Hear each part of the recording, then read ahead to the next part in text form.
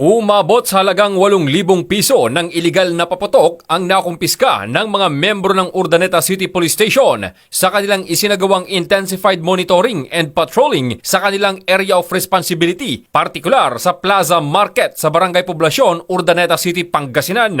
Ang mga nakumpiskang paputok ay kinabibilangan ng 12 pieces ng large fountain, 77 pieces ng 5-color sparkle, 110 pieces ng quitis, 11 boxes ng pop-up, 41 pieces ng 1-star at 5 pieces ng crackling assault. Ang mga nasabing papatok ay binibenta sa non-designated firecracker display zone ng nakatakas na sospek. Ang nasabing operasyon ay naaayon sa Republic Act 7183 at ang mga nakumpiskang papatok ay dinala sa impilan ng Urdaneta City Police Station para sa wastong disposisyon.